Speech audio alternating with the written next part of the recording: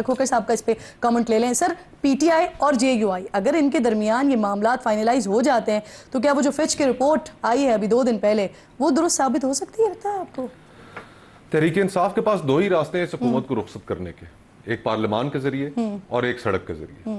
اگر پارلیمانی آپشن استعمال کرتے ہیں تو انہیں پیپلز پارٹی کی ضرورت ہے. نمبرز ظاہری بات ہے مسلم لیگ نون کے پاس تو نہیں ہے, اور لیکن تحریک انصاف کی پوزیشن اس بارے میں کلیئر ہے کہ ہم نے پارلیمنٹ کی آپشن استعمال نہیں کرنی اور ہم نے پیپلز پارٹی کے ساتھ ہاتھ بھی نہیں ملانا. تو پھر ظاہری بات ہے سڑک کا راستہ بچتا ہے, تحریک کا راستہ بچتا ہے. اور فرینکلی جو پچھلے لیکن تحریکوں سے کبھی حکومتیں گری تو نہیں مصطفیٰ نواز کھوکر صاحب, اس سے پہلے بھی تو ہم نے دیکھا تھا پی ٹی آئی نکلی تھی نا سڑک پر. جی ہاں, میں اسی طرف آ رہا تھا, آپ ٹھیک کہہ رہی ہیں.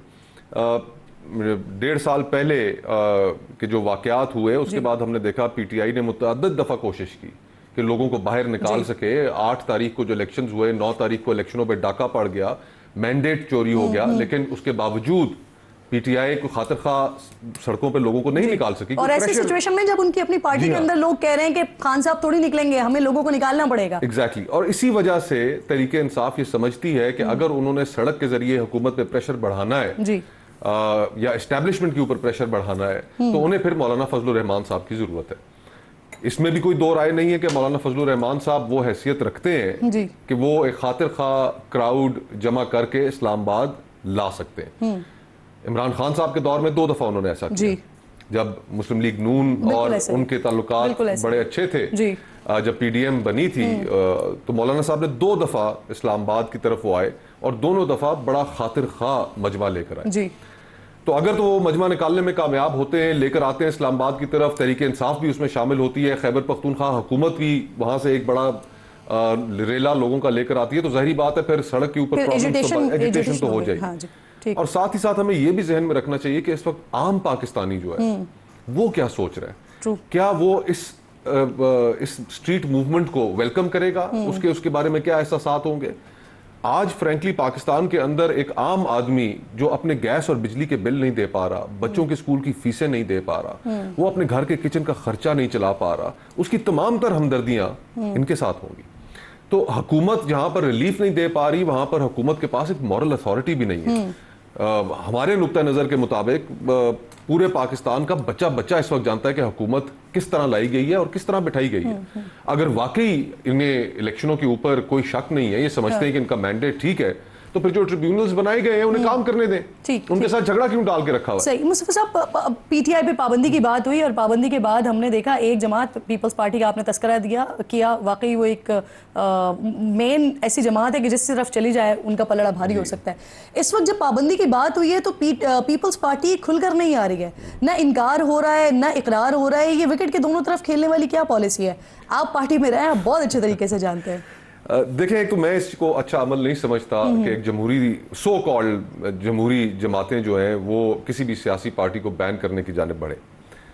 آپ کا کام ہے کہ سیاسی میدان کے اندر مقابلہ کریں. اگر آپ سیاسی میدان کے اندر شکست نہیں دے پائے, اور آج بھی اگر عمران خان صاحب تو جیل میں ہیں, ان کی جماعت بھی زیر اعتاب ہے, لیکن اس کے باوجود آپ سمجھتے ہیں کہ ان کی مقبولیت اتنی ہے کہ ان کو بین کر کے ان کی جماعت کو تبھی ہم کوئی سروائیو کر سکتے ہیں, تو یہ ایک مناسب رویہ نہیں ہے, نہ ہی جمہوری رویہ ہے. پیپلز پارٹی انفارچونیٹلی کہ اس کا جو زیادہ ایک ٹلٹ ہے پچھلے کچھ سالوں میں ہمیں نظر آیا کہ پاور پالیٹکس کی جانب اس کا جھکا ہوا ہے. اور جو پالیٹکس شہید بی بی کی تھی یا جو پنجاب اور خیبر پختونخوا میں جو لوگ توقع کرتے ہیں بلاول صاحب سے کہ وہ اس طرح کی پالیٹکس کریں گے, اس فیصلے کے بعد اور اس فیصلے میں جو کنفیوژن نظر آ رہی ہے, یہ ڈیلیبریٹ کنفیوژن نظر آ رہی ہے, میرے خیال سے پیپلز پارٹی کے جو ڈیموکریٹک کریڈینشلز ہیں ان کو ٹھیک ٹھاک دھچکا پہنچے گا. میاں نواز شریف صاحب کو بھی ٹھیک ٹھاک دھچکا پہنچے گا کہ کہاں وہ میاں نواز شریف جو جن کے حقیقی سیاسی سفر کی ابتدا میں ڈکٹیشن نہیں لوں گا سے ہوئی تھی, آج اختتام پذیر جو حکم میرے آقا پر. جی, پیپلز پارٹی مان جائے گی؟ کیونکہ کل فیصل وارڈا صاحب تھے پروگرام میں, وہ کہہ رہے تھے بجٹ بھی تو ہو گیا تھا نا, یہ بھی ہو جائے گا.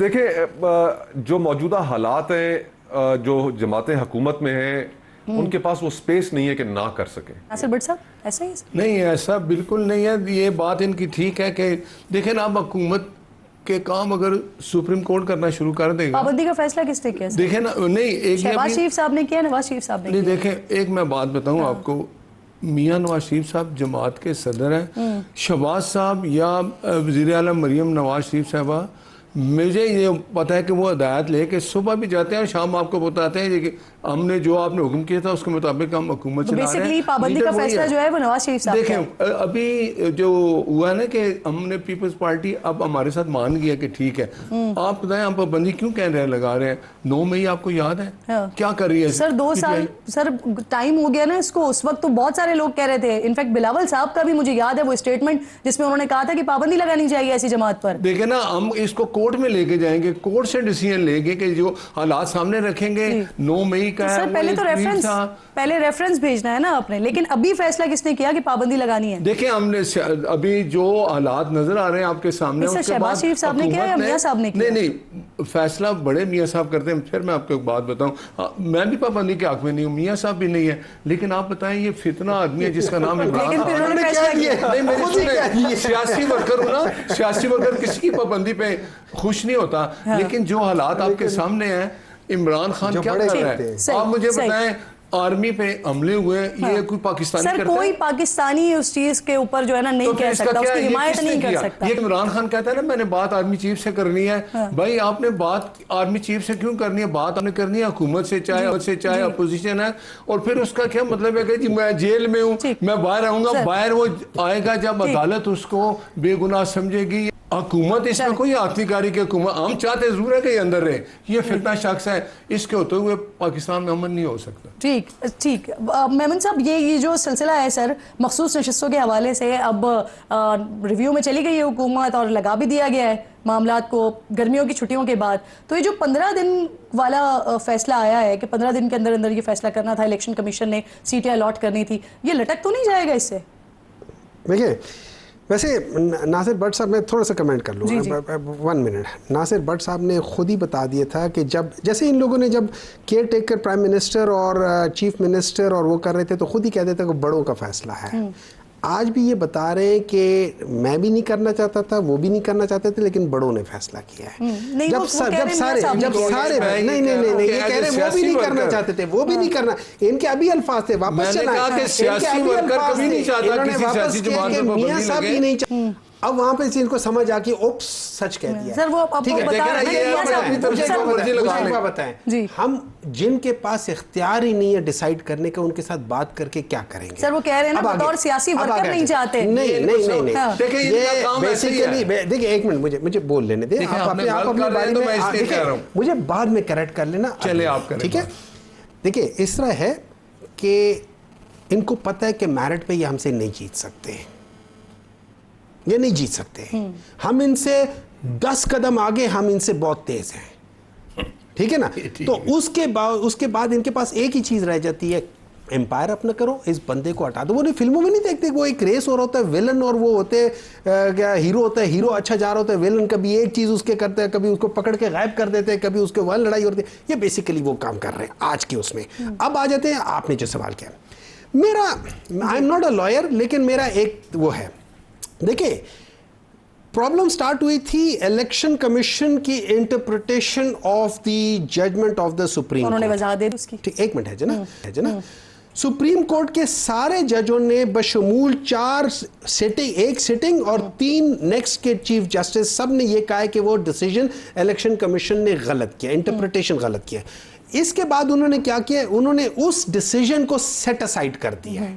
جب آپ ڈیسیجن کو سیٹ اسائڈ کرتے ہیں تو آپ کا جو کیس ہوتا ہے اس ڈیسیجن سے پہلے کے ٹائم پہ چلا جاتا ہے.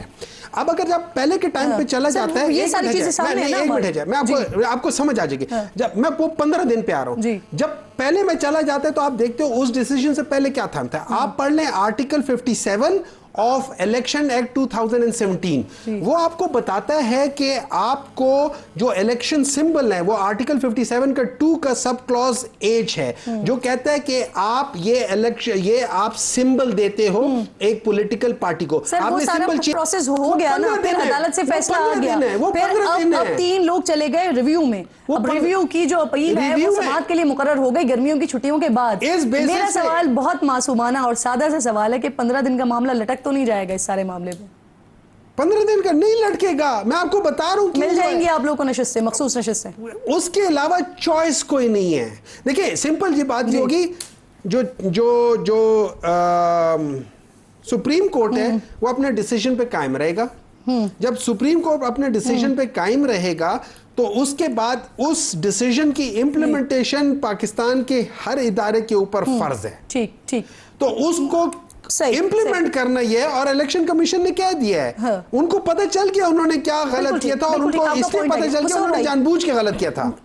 हालांकि कल इलेक्शन कमीशन की तरफ से भी कह दिया गया कि ठीक है फैसले पर अमल दरामद करेंगे, लेकिन उन्होंने साथ में वजाहत भी दी और कहीं पर अगर कोई कानूनी सकम लगती है तो वो पूछ भी लेंगे, सुप्रीम कोर्ट से मुशावरत भी कर लेंगे। उसके बावजूद भी सर एक राय बड़ी स्ट्रांग चल रही है कि शायद इस फैसले पर अमल दरामद नहीं होगा। तो अगर इस फैसले पर अमल दरामद नहीं होता है, अगर ये सिलसिला होता है तो क्या कहते हैं आप, क्या तौहीन अदालत का मुर्तकिब होगा फिर, या तौहीन अदालत लगेगी ईसीपी पर, हुकूमत पर? देखिए मेरा ख्याल है कि फैसले के ऊपर अमल ज़रूर होगा, और वो इस वजह से होगा कि एक तो फुल कोर्ट बैठी, 13 जज साहिबान थे, और 13 जज साहिबान में जहाँ पर हम अक्सरियत 8 जज साहिबान का तज़किरा करते हैं, वहाँ पर हमें ये भी जहन में रखना चाहिए कि 3 और जजेस ने भी उन 8 जज साहिबान से फैसला मुख्तलिफ जरूर दिया, लेकिन उन्होंने भी पीटीआई की सियासी हैसियत को और बतौर सियासी जमात उसको तस्लीम किया। तो ये 11 जजेस बनते हैं। 11 जजेस के फैसले को इस तरह रद्द करना वो बड़ा मुश्किल होगा, और ये भी जहन में रखना चाहिए कि अभी डिटेल जजमेंट आना बाकी है। अगर उससे पहले कोई ऐसी पोजीशन कोई भी इदारा इलेक्शन कमीशन इख्तियार करता है कि जिसमें वो कहते हैं कि हम नहीं अमल करेंगे या अमल नहीं करते, तो डिटेल जजमेंट के अंदर फिर बड़ी स्ट्रिक्ट जो ऑब्जर्वेशंस हैं वो सामने आ जाएंगी। सही।